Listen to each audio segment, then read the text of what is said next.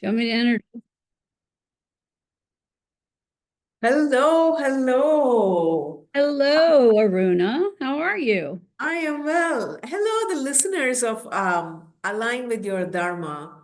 I know it's been a while since I talked to you all, and I am so excited. I'm so excited to share my guest's knowledge on this podcast today. And my guest is very, very, very special to heart. All my guests are. She especially is. Oh, thank And um, so my guest, Julie Loewenstine, she is a psychic medium, medical intuitive, and a holistic healer. She's a psychic medium and a medical intuitive who draws upon 40 years experience. She is gifted a family legacy and a medical background as a nurse, RN, and also in occupational therapy. So she's internationally sought after channel. Julie is known for her holistic healing practice, and she's an intuitive counsel. And whether she is channeling for a family who's mourning a loved one or a Fortune 500 executive, Julie's sole mission is simple, she says, in her own words: help people heal and understand what they might not otherwise know. So, Julie is a wonderful soul, and today I get the opportunity to talk to her and understand what all she does. And my intention is so we can all learn something from her. And she's also offering a class coming up. So we'll talk about that as well. Without further ado, I want to welcome Julie Loewenstine. Hello, Julie. Thank you so Hello. much. Thank you for such a beautiful introduction. Hey, you're welcome. You're welcome. I'm stating the facts. So, Aw, thank you. would you mind sharing with me and the listeners, how did you get started, or what drew you to start the business around being a medical intuitive and a spiritual medium? Would describe your journey for me, please. Okay, a little bit way back. My gifts came in as clairsentient, which is feeling, a strong feeling that encompasses your whole being. And so in my childhood, it could look like depression. It could look like anxiety. I could feel what other kids would think. I could feel what the teachers would think. I could feel what would be happening with my parents without them saying what's happening. So it was a lot of information all at one time, and it very much overwhelmed me. My grandmother also was a psychic medium, and she kept the medium part pretty much on the down low because of the age, that it was. But she also was a mentor to me and taught me quite a bit of things. I never wanted to do this for a career because I thought no one will want to know anything that I have to share. So it just kind of came to me and demanded to be known, meaning when I started my occupational therapy degree, I worked with kids on the spectrum, autism spectrum, Asperger's, from the low functioning to high. And excuse me, I did home health care for kids with sensory processing disorders. And what I would do is I would work with my left hand and do the therapy, while on that with my right hand, I would go up and down their spines doing healing. I could actually hear what was going on in their thinking process. I could feel what they needed. I had some really complex cases where they couldn't talk. They would just literally bang their heads against the wall or scream. But when I applied the healing to their spine, I've had a lot of neuro background as well. Then I would do the therapy in the front. I would get results that I guess no other therapist at the time had gotten. So the parents asked me, how are you doing that? So I'm all about empowerment. So I taught them how to get healing through their hands and how to do what I was doing, and it worked. So that was pretty phenomenal. And I thought, this is fun, using my intuition to help on this level to make so many huge changes and to empower the parents as well. And the child was happier, and it was a wonderful thing. When I worked in nursing, I did pediatrics as well. Kids are my thing. And I could feel when certain doctors wouldn't know what was going on. Certain doctors that, well, I felt comfortable with, I would say things, and then they would approach me from time to time. What do you think? And I always would say, no guarantee, but here's what I'm getting. Because how I do it is I look at a baby or a person, and they're all people, but I scan the body. I can't pretty much explain it, but I just start at the head and get, like right now, I can scan someone's body. I can scan and I can see things and they light up. And then I would tell the doctor what I got. And most of the time it was spot on, and I build my confidence. They allowed to use Reiki healing there as well, or healing hands. And so I would do that with the babies and the kids. And that was cool. And I would teach the parents what I was doing. So I used it in that manner. And I had a good friend of mine at the time that was working in Los Angeles as an actress. And she moved back to Cincinnati. And I was with her, and a family member of hers passed away. And I've been channeling since probably 14 anyway. But I chose not to really use it. It's just, and all of a sudden, and it was a suicide, and they really didn't know why. She didn't leave a letter, why and what was going on. And the information just came through, and they fact checked it later, and it was correct. So all of a sudden, she started giving my name to people she had worked with in Los Angeles, her friends, and it just took off from there. And I've been traveling the country since 2016, doing private readings and classes, and I do 90% of my readings today over the phone, and I just love it. I love helping people heal. And I feel like oddly enough, I work with mental health professionals, and they're especially in California, where they need the gap filled. What they cannot, even hypnotism, they cannot get to what the trauma was. The client doesn't know, they don't know, and I will go in and help them know. For the most part, I would say 9 times out of 10, I get it right away. The only time I can say I wouldn't get it is if a client's resistant to it. It's an energy thing. But so I just work in so many capacities, and I find it so fulfilling.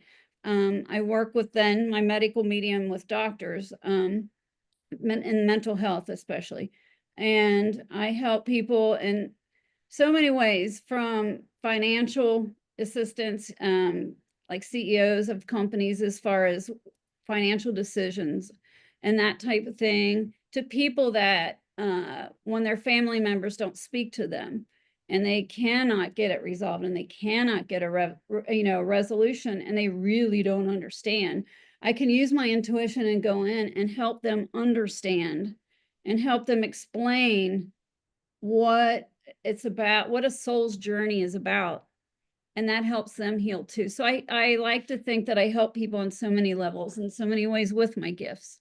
Thank you. What is the greatest challenge that you had to overcome, and what did you gain by overcoming it? Oh, that's a good one, Aruna. The challenge was just the name psychic medium. Because they'll say, what do you do for a living? And all of a sudden, I couldn't lie. I didn't want to lie. And I would say I'm a psychic medium. And certain people would look at me, not in LA, but back here more in the Midwest, they would look at me and say, oh, you're one of those, or, oh, can you tell me this or that? And I said, no, it's not about that. And I would start explaining it. So the challenge was to go from a therapist to a nurse to a psychic medium and have people find the value in what I was doing instead of just taking the name and making judgments of it. And I had to get myself to where, and it didn't take long because of who I am, where I really didn't care and I stood in my power. And standing in my power, it empowered me so much that all of a sudden it's interesting when you flip your mental energetic state about it. Other people, when I would tell them then in the Midwest, especially what I was doing, the reaction to it was a lot better. And it was a reaction to me flipping up the energy and being proud and standing in that truth. That's what I learned about it. That's beautiful, how you said what was the challenge and how you overcame it. So you learned, and from that, what you gained is standing in your power empowers you. Yes. Yes. And I teach a lot in my classes and sessions about body, mind, soul alignment, because when you're distressed, and gosh, have we all been there? When you're distressed, depressed, anxious, your body kind of goes off over here, energetically. Your soul's over here, your mind's over there, and you're not in alignment. So your energy is scattered all over, and it can create anxiety, and it can create depression, and it can create, believe it or not, physical illness. And so when I teach people how to get their body, mind, soul aligned and to maintain that state as much as possible, and I don't want people getting stressed out. That's what happened in the beginning. They were stressed trying to keep that together. And I was like, no, no, no, no. So I developed a technique to help people have more body, mind, soul alignment. And when they were in that alignment, it is so much easier to stand in your power and truth and feel good about yourself, Yeah. even though your whole world can be really crappy. Yes. And when you said you developed a technique, is there a name for your technique? Not really. It's interesting. Everybody has different energy. Sure. So when I'm in a private session, I go in and see where their energy's at and why they're out of alignment. And everybody's reason is pretty different. A lot of similar reasons for what's going on in the world today. And so then I help them. Honestly, I go in a channel and I help them through their guides and mine that I don't remember what I say in my sessions. And so it's kind of interesting because I have a lot of repeat clients that I help them and they call me back and they'll say, "Don't you remember?" So I have to tell them, "No, I don't." But I'm blessed that I see a split screen and it shows me what I had said or done in the past, and then it shows me today. So I have to back up and say, I see my information with my mind's eye. I feel the information, clairsentience, and then clairaudience, I hear the information. So I use all three of those to help people to know what's going on with them to help them maintain that alignment. I hope they answered that question okay. Yes. So clairsentience is where you're feeling, clairaudience is where you're hearing, and what was the third one? Clairvoyance is seeing. Clairvoyance. Okay. Yes. Okay. Sentience and audience. Okay. So when you said therapist, you said that you have been a therapist and then to a nurse and then to a psychic medium. Therapist meaning like a Occupational therapist. Occupational. That degree, most people aren't familiar with it anymore. Okay. It's a shame, but it's a lot of psychology in that degree. You're taught to really evaluate people's body. Again, it was so up my alley because you were taught how to evaluate somebody's physical and at the same time evaluate someone's mental and at the same time assess their emotional state as well.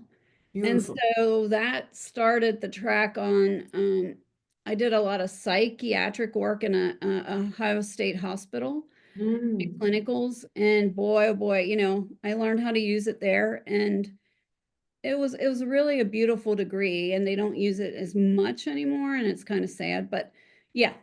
So that's, Ohio State Hospital. it was Ohio State Hospital. Yeah, at the time it was called the Lewis Center. Okay, yeah, yeah, yeah, yeah. Um, so, you said you talked about your grandma. Is she the one who inspired you? And if yes, are there any mentors? Yes, she inspired me a lot. She always inspired me. And I hear her all the time and have conversations with her all the time. She guides me all of the time. When she was here on Earth, she passed away when I was only 25. So I wasn't in the stage of really asking her a whole lot, but she would tell me a lot about energy. She would tell me about, never, ever, ever. She could feel I was going to do this work. I know she did. And she would say, "You will do this work." And I kind of looked at her like, "Oh, I don't know." And she said, "If you do this work, there's light and there's dark. And you're of the light and you need to stay of the light. And how you do that is." And she taught me, about always invoking the higher Mhm, power, honor all religions. Almost all religions have a higher power, and to honor that. So I try mhm, to use source energy or higher power. For mhm. me, it's God, and I ask permission. Or sometimes I will ask the client, "I'm saying God, but you replace it with who your higher power is." And I feel that's very important. Thank you. And I appreciate what you are saying, because when I asked you, few weeks ago, when I asked you, like, hey, can you give me some suggestions? And when you gave me this meditation and those words, I wrote down the words you said, and then I switched it. Like you said, you gave me permission to change the words, and when I did that, it actually helped me be in a space where I felt more clarity.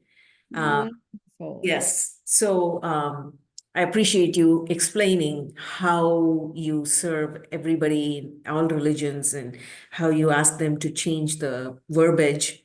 So you also mentioned when you are working with people, is there a time where you felt like something or certain working with certain people drains you? And if it does, how do you unwind? How do you recharge? Boy, that's a loaded question because I really did suffer from that. Hmm. How do you Um, keep yourself not being affected? Or Well, that's where my grandmother taught me about protection, yeah. about protecting yourself. And so I do invoke Archangel Michael because he's the greatest protector of all. I protect myself through him before I start any intuitive work, and really before I start my day, even if I'm not doing intuitive work. I ground myself. So Mm, that there we go again. That's why I start teaching with my energy class. So I always learn, I learned real quick to ground, to protect. And if you're grounded and protected, then it's coming from a pure channel, and to invoke the higher power and the guides and angels of that golden purple light, which is always everyone's higher power.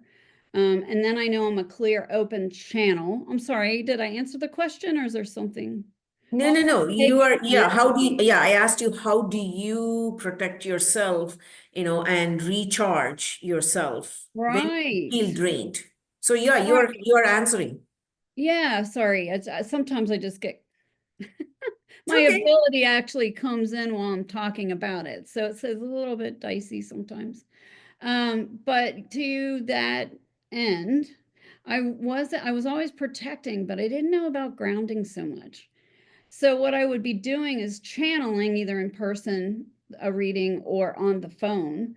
And when I would do that, and the person would be extremely negative, Mm, extremely down and a bit dark sometimes, then I would double protect myself, but God love them, they don't know that. And so when I would hang up, I would help them the best way I could. And it was kind of interesting because when they called me back, I thought, oh no, this is going to be a lot. And it was, and it was better. Each time it Mm. was better.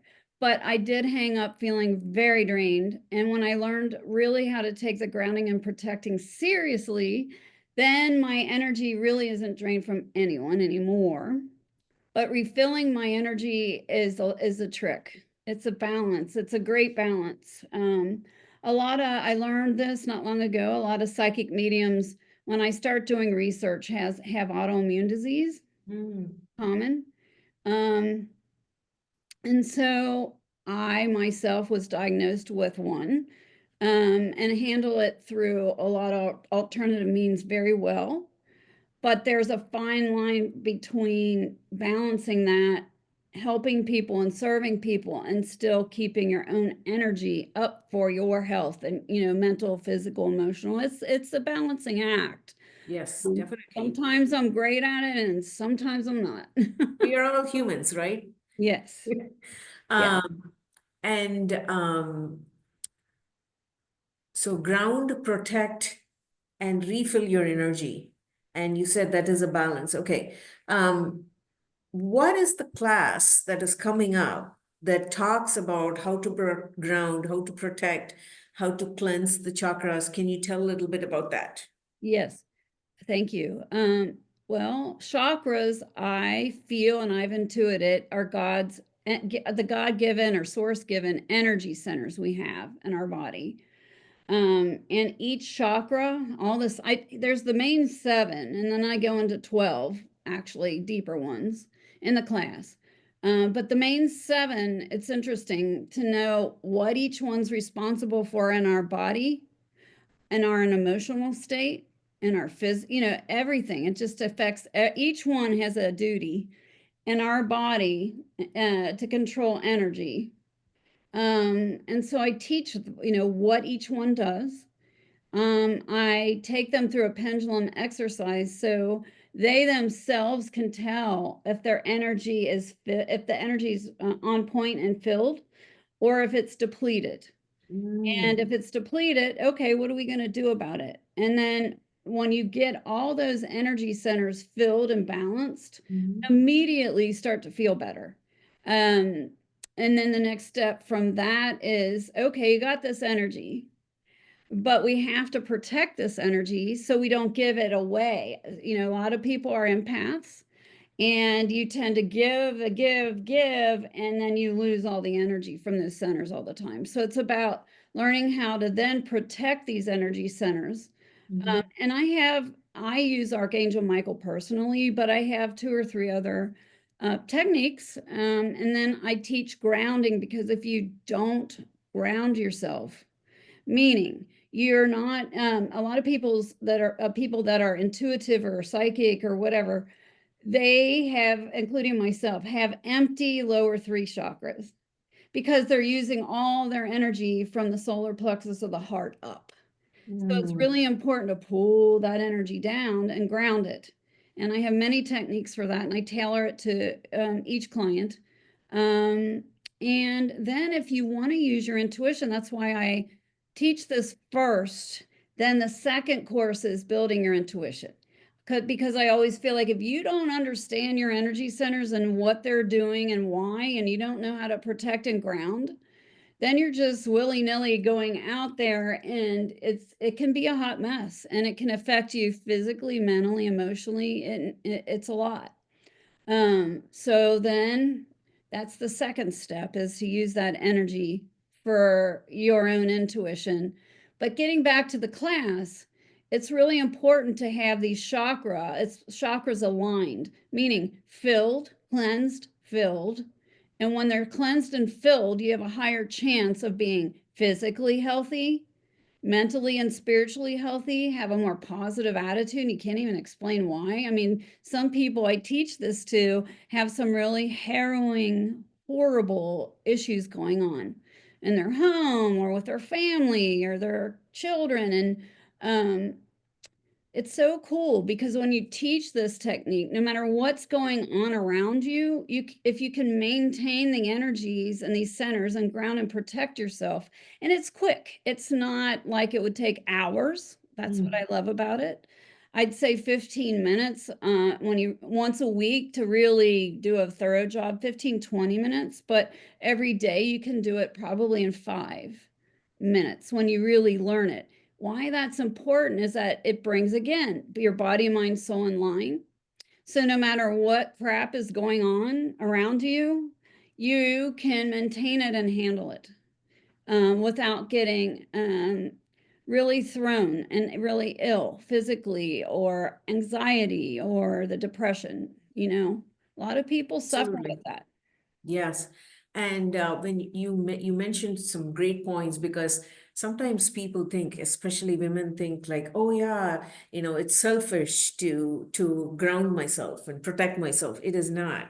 If you are drained, like when you're flying in airplanes, they say put on your mask first before you put it on anybody else. So it's important to protect, one's self Yes, and ground oneself so your energy is not depleted. Then you can help your family members, or you can take care of, if you are a business owner, you can take care of your businesses. And if you are working with the coworkers, it starts with one's self, especially women. Not that men don't do it, but I've seen. So thank you for pointing that out. of course. And this class is coming up for all the listeners. Right now, we are having it open for people who are coming in person, but Julie might be interested in having it available online. So if you want to tune in online, you're welcome to. Of And course. it's happening December 7th, correct? Yes, Yes, this Saturday. this Saturday. So still time, and if you are interested,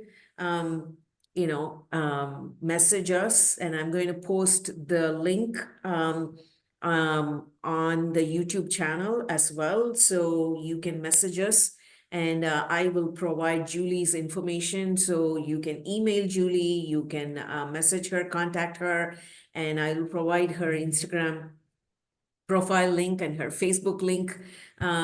So yeah, you can reach out to her and ask her more about it, and I know you will be empowered. So Julie, let me ask you this. What is the best business advice you have ever received, and who gave it to you? Well, that's a story too. So many people told me, you have to do it this way or it's not going to work. You have to do it this way or it's not going to work. And I heard my grandma very loudly say in spirit, don't listen. And I said, okay, what do you want me to do? She said, use your own intuition. Use Beautiful. your own intuition.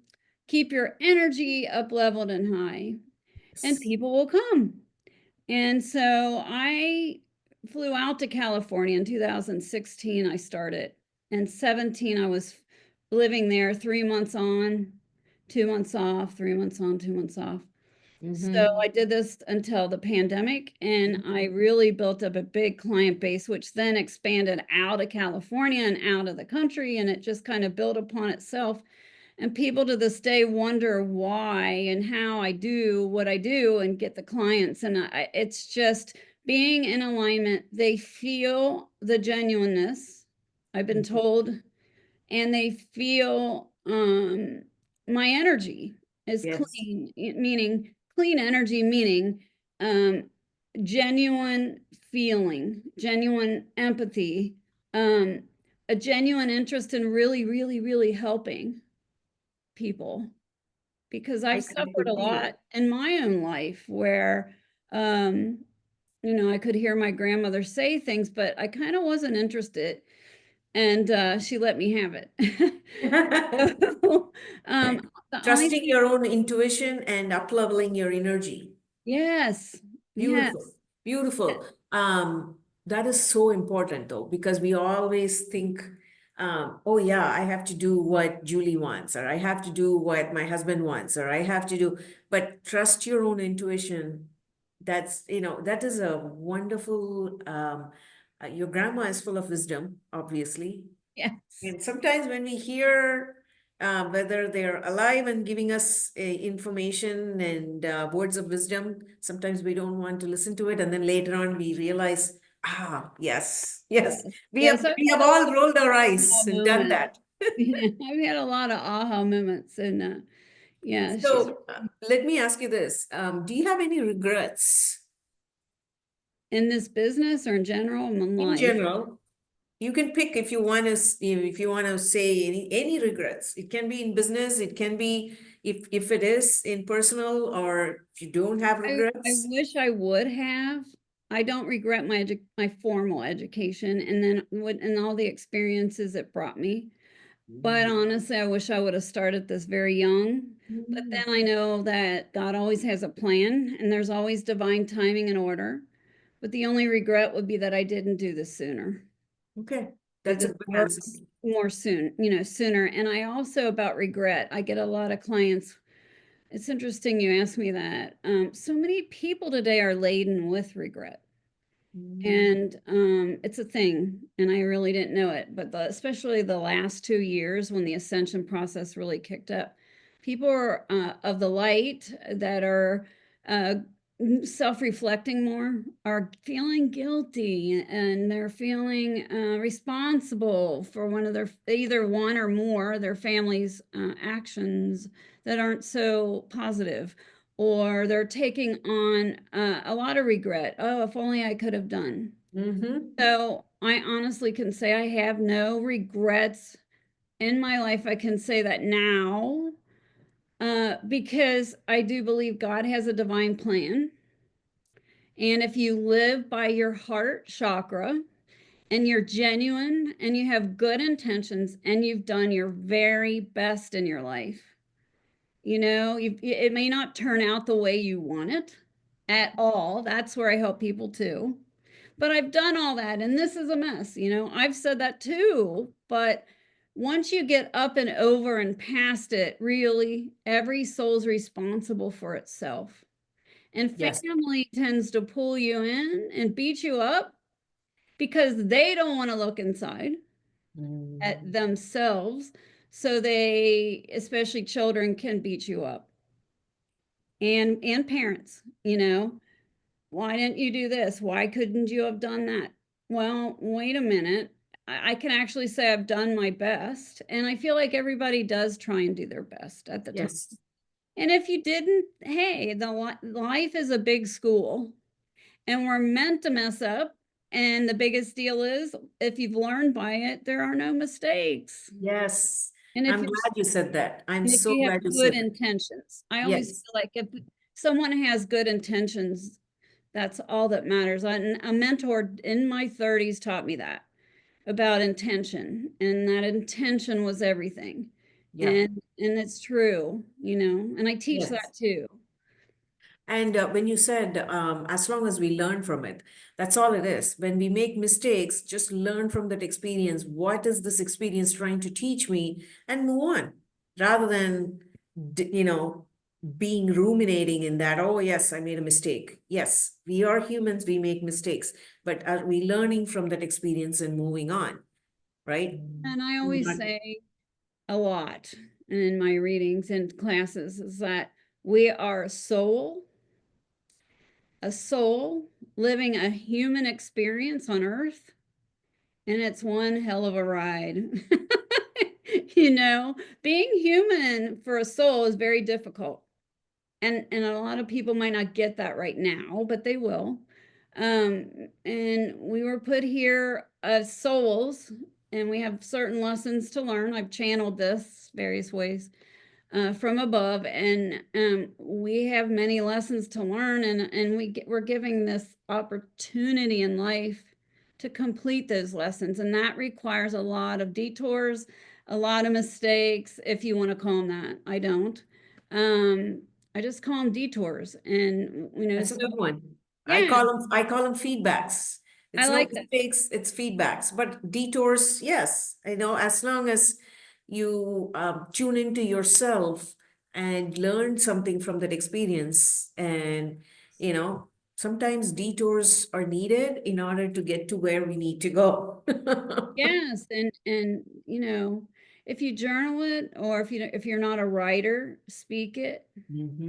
And get Otter where you speak it and it types it and Yes. print it out and keep it this little journal. And I always say I channel a lot from their guides, my clients' guides.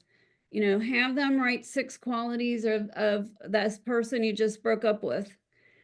Write 6 qualities that you will not want again in a partner, and write 6 qualities that you have to have or it's a deal breaker. And that's them teaching us again, what did you learn? How can you apply it? And the biggest thing is, how can you help somebody else with it? Yes. Yeah. One last question. Sure. What is one thing that if you have in your power to create a principle or a law that is going to be beneficial for everyone? If you have to create a law or a principle that is going to benefit everyone, what would that be? Aligned with your own dharma and with your own purpose. At the core of everyone's soul, they were created in God's love, our source is love. And our human can do some pretty nasty things and hurt us terribly. But our soul, everyone's soul underneath, no matter what horrendous things they do, there's still love. And at the very least, no matter what someone's done, you have to learn a way to forgive them. And the principle would be to see the soul of that person and know God created that person at one time in love. And that at the very least, be kind. If you can't love the soul, be kind. I get a lot of pushback on that. But when I'm in the channel, I get that message quite a bit. And so the biggest principle is that there's usually reasons for people to be the way they are. We don't need to analyze them and play psychologists, but at the end of the day, just know that they were created like you were in God's love, and they have lessons on their soul that they have to learn. And you may be part of that family member or friend's lessons, and so it gets very complex, but in my classes I break it down. So when a client comes to me with someone that's crossed over or passed away, always, always, always, I see God do a life review with them, ask them to do a life review, or source or whoever their higher power is, to do a life review, and they see their life, every millisecond of their life flash before them. And they get the opportunity to atone. They get the opportunity to talk about it, not too long. And they get the opportunity to have genuine remorse. If it's not genuine, they get put in a certain healing space, but it's not about being punished. And that's where I have an issue with religion. I honor all religions, but I also don't honor certain religions that preach such fear and such punishment from God and such horrendous acts, because God is love at the end of the day. Is there rules to it? Of course, but it's your soul. It's your soul. And if you live it with intention and love, that's what it's really about. And I also see when someone has done horrendous things, or a family member that maybe committed suicide, I never see them punished. And I'm not advocating for that. I'm saying they're not punished, but they have to repeat certain lessons about it through another life, or they're held in a healing space, a very gentle, loving healing space, to help them heal from that. So you're always giving opportunities on the other side to heal, but again, it's your soul's decision, Yes. not God's. It's your soul's decision. Do I want to heal? Or do I, if you say no, you'll get asked a couple, 2, 3 times I see usually. And if you keep saying no, you're held in a space that's very low energy, and that can keep a soul earthbound. And that's a whole nother thing. But at the end of the day, it has to do with love and the soul. So you're saying, in a nutshell, um, even if you know, if you have to create one principle, if you can't love, at least be kind Yes. and see the soul of the person. And for them to be kind, should they forgive? Yes. Okay. And I've had to forgive in my life and some pretty horrendous things. Mm. Um, one was my father, and um, I had to actually go to therapy at that time, decades ago, and the therapist said to me, if not to forgive for him, forgive for yourself, him. Mhm. And when she said it that way, I could forgive. Yes. So I usually will approach it that way, or I'll channel it in such a way that start with forgiving yourself, because usually we're so darn angry at the person that we beat them up, and maybe it's justified too. I mean, but at the end of the day, you have to forgive yourself, and offer them forgiveness and absolution so you can have the contentment of your heart. They don't have to care or know, but you Yes. offer them forgiveness so you can understand and feel that peace in your soul. Beautiful. Yeah. Thank you, Julie. Man, we covered a lot, and I appreciate you for taking the time today and speak to the listeners and talk about the class that you're going to teach. I appreciate you for your time. You too. Thanks for Thank having. you. You are very welcome.